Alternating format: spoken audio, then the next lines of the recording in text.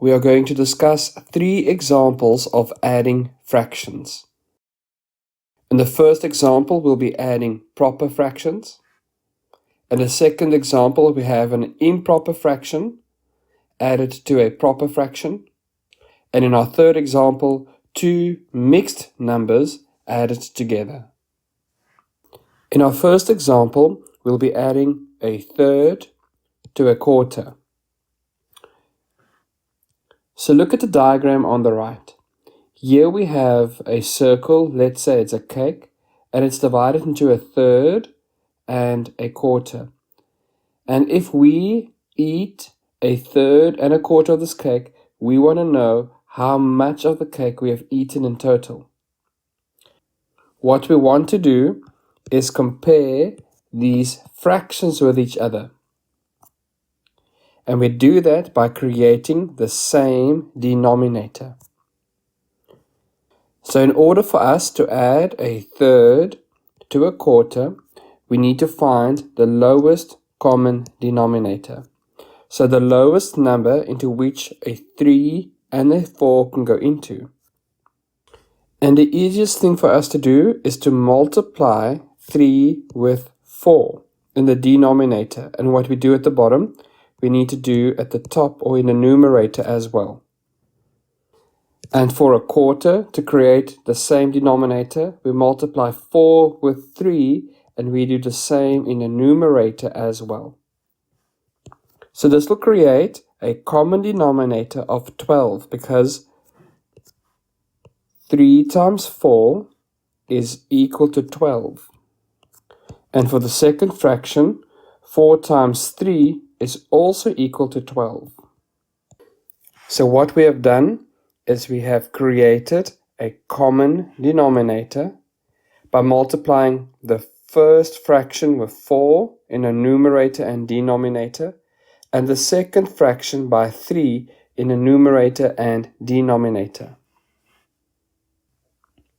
So now we can see that a quarter is 3 parts of 12, and a third is 4 parts of 12.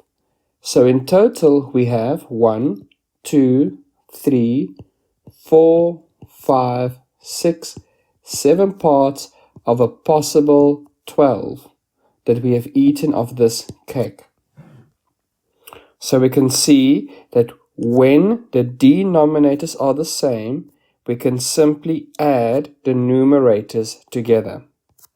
So it will be 4 plus 3 over 12, which is 7 over 12. In our second example, we have 13 over 7 plus 5 over 6. And again, the denominators are the same. So we want to compare these two fractions with each other by creating the same denominator. And for order for us to find the LCD, or the lowest common denominator, we can simply multiply 7 with 6. And that is equal to 42. So we will make the denominator of each of these fractions 42. So for the first fraction, I have 13 over 7. And to make the denominator 42, I multiply 7 by 6. And what I do in the denominator, I do in the numerator. And for the second fraction, I have 5 over 6. And now to make the denominator the same, I multiply 6 with 7. And I do the same in a numerator. So 7 times 6 is equal to 42.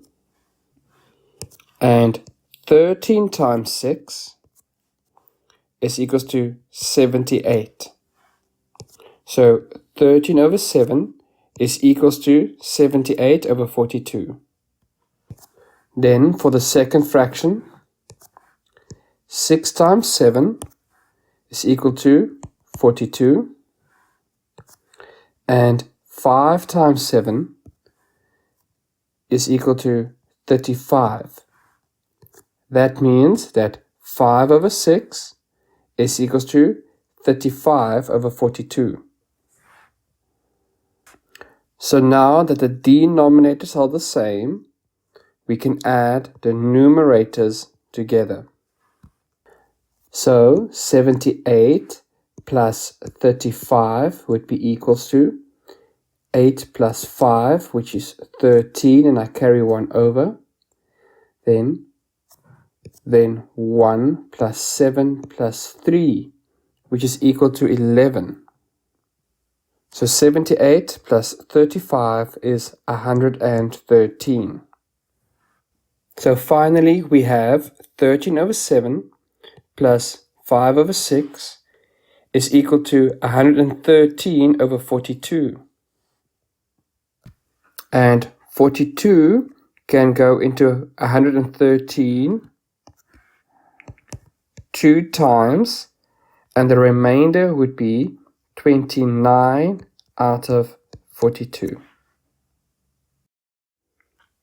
In our third example, we have 1 and 3 over 5 plus 2 and 2 over 15. Now what I always like to do is change the mixed numbers into improper fractions. So 1 and 3 over 5 would become 8 over 5. And 2 and 2 over 15 would become 32 over 15. Now we want to identify the LCD. And in this example, we can see that 5 can go into 15. So the LCD is equal to 15. So I only need to change the denominator of the first fraction. And I change 8 over 5 to a denominator of 15 by multiplying by 3 in a numerator and a denominator. So 8 times 3 is equal to 24.